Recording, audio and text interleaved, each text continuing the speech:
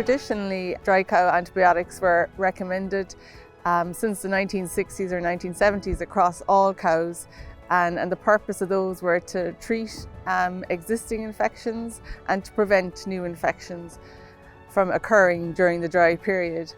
A lot of work has been done on this area, and with the improvement of udder health across the country and internationally, and the development of teat sealer, it is now known that the dry cow antibiotics are only necessary in some cows that have infection. So it's very important to use the data you have on your farm from milk recording to identify these cows during the lactation and as you come up to the dry period, because a lot of your cows may not need an antibiotic at drying off. The best way of identifying if a cow is infected or not is doing regular milk recordings. And the more often you do these, the better information you have, because some bugs have the ability to hide in the udder. So there's a figure of 200,000. If the SCC is above this figure, then it's suggested that the cow is infected. And ideally, then if you do have one of these, you do a quarter sample collection and culture this sample to identify the bug involved and treat accordingly. Sometimes if a cow has recurring mastitis or has received a dry cow tube but has still calved down with mastitis in the following lactation, then it's worth remembering that some of these cows are just not curable and probably should be added to your cull list when you can. Information is key, so as much information as you can gather throughout the lactation is crucial. And even at this time of year, it may be you still have time enough to do one recording. Any recording that's done within 30 to 60 days of drying off will give you good information of the infection level of that cow.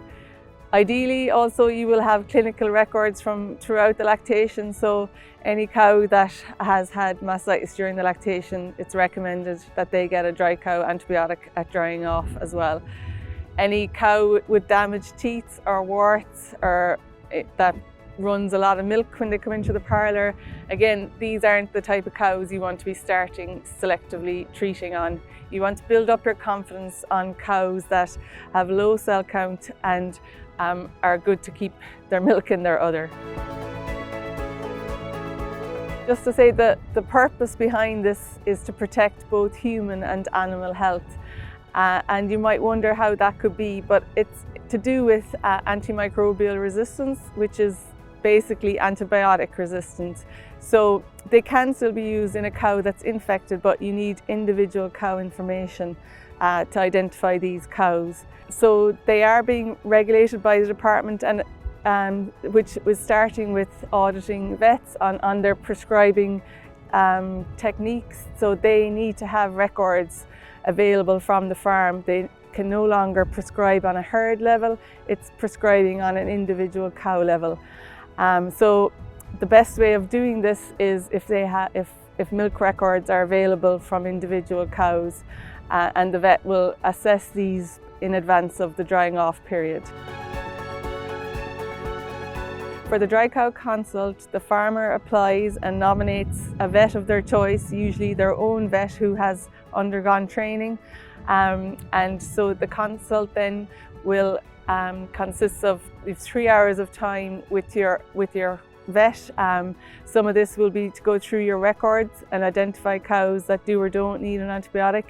The vet will also observe the drying off procedure, go through the housing and assess the hygiene of the cows as well. So it's a very thorough consult, and there's been great feedback from farmers who have joined up in this. Also, there are eligibility criteria, so you have to be milk recording to apply for this, and also have a bulk tank SCC of below 200,000. There's a review dry cow consult available the following year then as well, to see how you got on the previous year, and that has good uptake as well. During the dry cow consult, it's important to have anyone who's involved in the drying off process present, so they can understand the key importance of the process involved, including preparation and hygiene of the tubing procedure. In conjunction with the dry cow consult, we also have a cell count solutions consult, and the objective of this is to help herds that are having issues with a high cell count or mastitis and aren't eligible for the dry cow consult. It can be done at any time of the year, and as I say, there aren't any eligibility criteria. But the main difference with this consult is that it involves a team approach. So there's a vet, milk quality advisor, chagas advisor, and the milking machine technician. The farmer chooses each of these team, and they all come together to develop an action plan with the farmer by going through the records, the milking routine, taking samples, and setting a plan in place. Again, it's a free consult, and it's ideally a first step into problem solving and getting your cell count under control. We're not recommending that you go out and dry off all your cows without an antibiotic. We're recommending that you get advice from your vet or your advisor to start off slowly, build up confidence, and to increase from there. And though the people who have been doing that over the last number of years are really happy with how those results have gone now. We're coming up to the end of lactation now, and hopefully you'll have been milk recording. Sometimes the SCC starts to rise towards the end of lactation. If you have done a milk recording, maybe individually sample those quarters, try and get a culture and sensitivity on those to identify the bacteria. Also to clip the tails, get your housing ready, make sure that the scrapers are working, repair any cubicles, order any materials you need for the winter. Examine the teats when you're milking. If you see teat problems, maybe it's a good time to change the liners or get your machine serviced if you haven't done so recently. Keep an eye on the body condition score of the cows. Any young cow or thin cow, they might need an extra long dry period. And don't forget the importance of teat spraying. That should be done throughout lactation, not just when they're housed.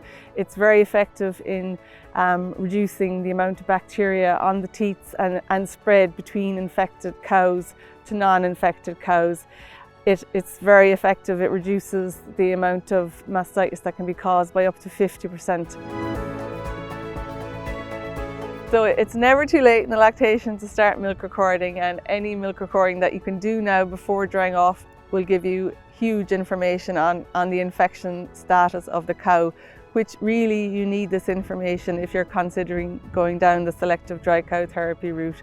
It's very risky trying to do selective dry cow therapy without having individual cow information. If you're not milk recording, then some options include using a California milk test to identify problem cows, but this is only a temporary solution. It's not a long-term solution. Some of the co-ops will offer a service of doing milk sampling of all your cows, and this may be a viable option, again, if you're not milk recording. Just make sure that it's done accurately and correctly as possible and identify the cows properly.